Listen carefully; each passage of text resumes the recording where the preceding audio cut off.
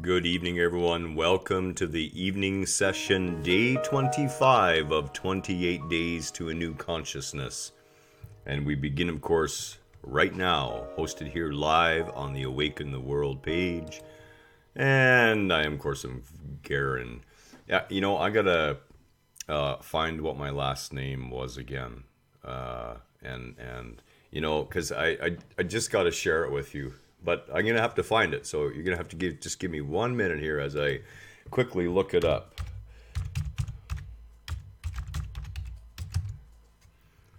And I can't find it.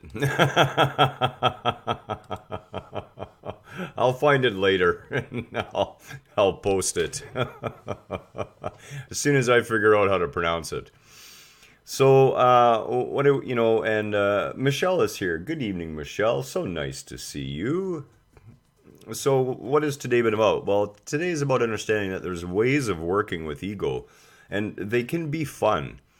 And I had to run back to the hardware store while Kelly had one of her piano students. So I grabbed the car and headed to the hardware store. And one of the girls working at the till is someone we know reasonably well through our many visits to the hardware store. And we were talking about names. And I said, well, you're not your name. And really, ultimately, I would prefer to not even have a name, no label whatsoever. And she says, well, what do we call you when you come in the store? And I said, well, you can call me whatever you want. It doesn't really matter. There's nothing you're going to call me that's going to relate to what I am. I mean, we can speak about a societal naming, labeling that happens, okay? And what happens with that is our mind is a comparison machine, okay? And it always works on the past. It's always based on what's come before, right? So what happens if you have an argument with someone? Your mind creates a little filing cabinet with their name on it. And that's the label it puts on the outside of the filing cabinet. And then within that filing cabinet, within the file, it puts everything that you thought and felt about your thoughts in relation to that label.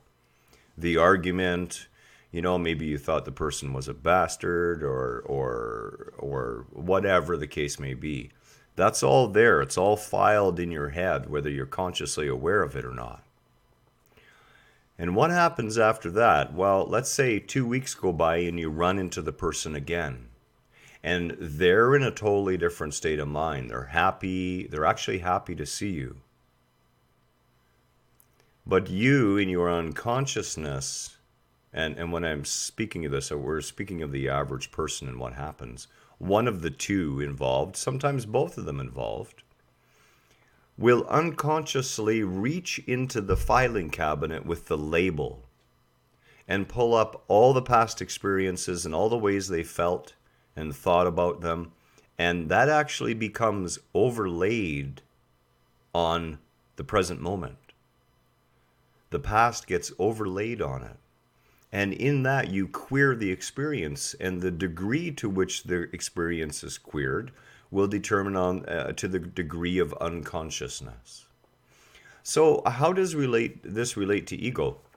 Well, the biggest thing about ego is letting go of identity. And, some people can get very serious. I know there was a large part of the first couple of years that Kelly and I were together where she took it so seriously and she wanted it so much.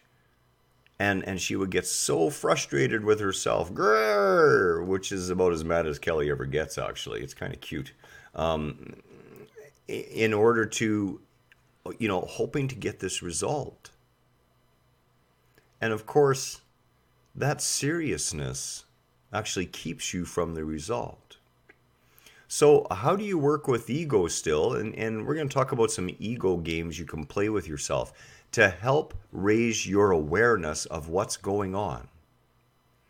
And one of those games can be, and I took this personally from Carlos Castaneda, Okay. And years ago, and I've practiced it many times, and it's a lot of fun.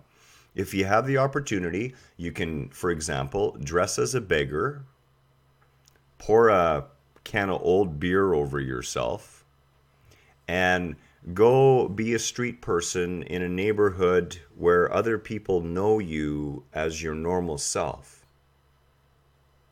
And see if you can pull it off, where you can take on the role of a street person, for example.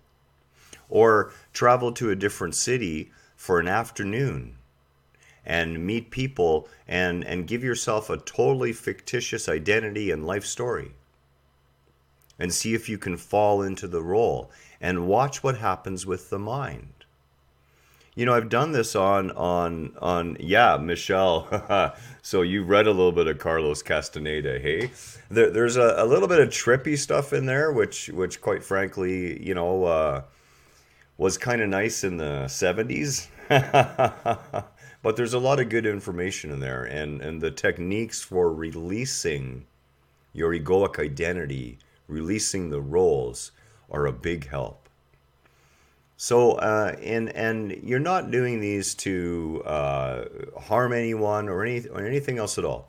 What you're going to do is experience this so you can understand how readily and easily the ego will take on a new role, and how the ego will become offended even within a few hours of its new role if somebody argues up against the role.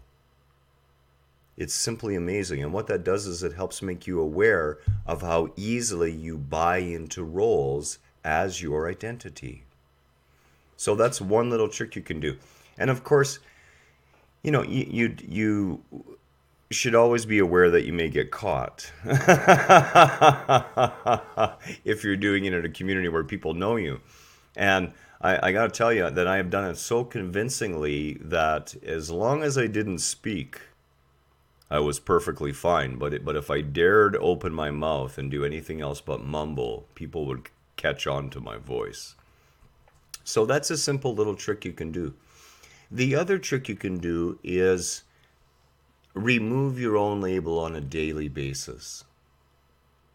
Literally, pick a new name every morning, and everyone that says, "Hi, Garen," to you, for example, say, "You know what, my name is John today, so just call me John." And they're going to kind of look at you like you're strange, and, the next time they call you Garen or your name, don't answer them. Wait till they call you John, right? Have some fun with the role. The point is what we're doing is we're turning the picture around so that instead of always looking from inside, assuming you're that egoic sense of self looking in from behind your eyes, now you're going to be in full observer mode and observe the new role that you're giving ego to play. And I have to tell you, ego loves playing roles, and it will chomp onto it, and you'll actually enjoy the experience.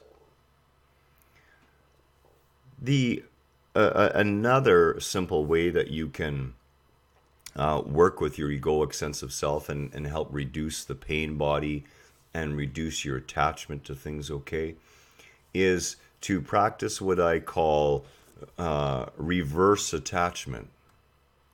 And that is find your most precious object that is not your mode of transportation or something critical to your existence.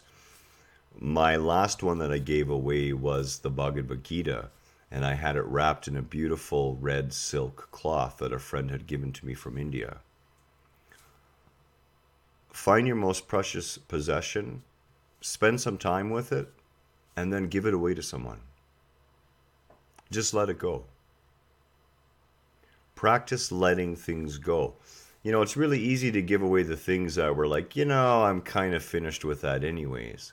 But, year after year, every year on my birthday, I have made it a habit of giving away my most prized possession, as long as it didn't involve transportation or something critical. So this is another way that you can look at ego as you are triggering the experience and have that observer point of view. This will help train you into that observer state of mind so that in your day-to-day life, you will be far more aware of the workings of the mind and of the egoic self, and have a much greater chance of catching yourself early on. So I hope this has been helpful. We plan to have a meditation on the group page a little later this evening at some point. I'm going to say probably 8 o'clock Pacific Standard Time by the time we get around to it. So if you can make it, great. If not, we will see you tomorrow morning for the morning session of day 26 of 28 Days to a New Consciousness. Much love to you all. Michelle, thank you for being here. If there's anyone I missed, sorry I didn't see you, and thank you for being here too. Have a wonderful evening. Take care.